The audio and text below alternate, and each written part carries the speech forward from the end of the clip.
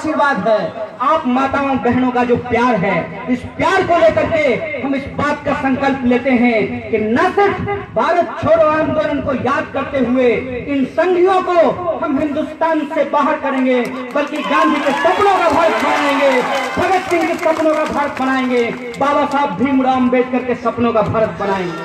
एक बात मैं आपको कह देना चाहता हूं कि एक बात कह रहे थे ओम प्रकाश जी, साथी कन्हैया मत घबराना, हम घबराने वाले मिट्टी के नहीं बने हैं।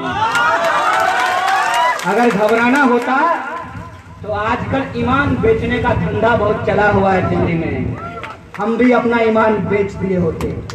इस शरीर के भीतर लाल रंग बहता है, इसीलिए इस लाल झंडे की कसम खा करके कहते हैं कि आप 25 अक्टूबर को गांधी मैदान आइए, हम भाजपा को हराएंगे, मोदी को भगाएंगे, भारत को हराओ, देश बचाओ। इसी संकल्प के साथ आप तमाम लोगों का शुक्रिया अदा करके अपनी बात को खत्म करना चाहता हूं।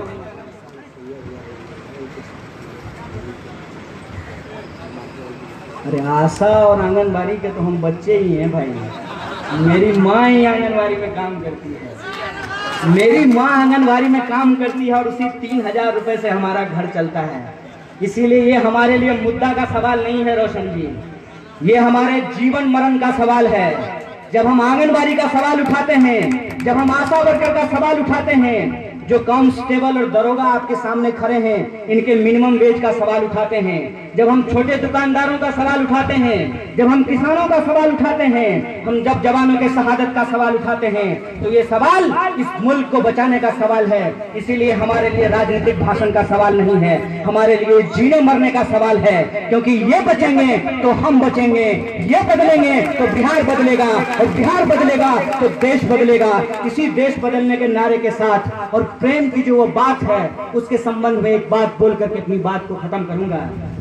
आग जलाता है, पानी प्यास बुझाता है, गोबर घर निपने के काम आता है, और सुअर का गोबर का क्या करते हैं, फेंक देते हैं ना, गंदा होता है ना। एक बात अपने दिमाग में डाल लीजिए, आज जब टीवी खोलिएगा ना तो कुछ लोग आपको महकते और बदबू होते हुए दिखाई देंगे, उनको माफ कर दीजिएगा, ये सोच करके कि बीच बिच्छू जिसको सन्यासी ने बचाया था उसका चरित्र है डंक मारना, और सन्यासी का चरित्र है बिच्छू को भी बचा लेना।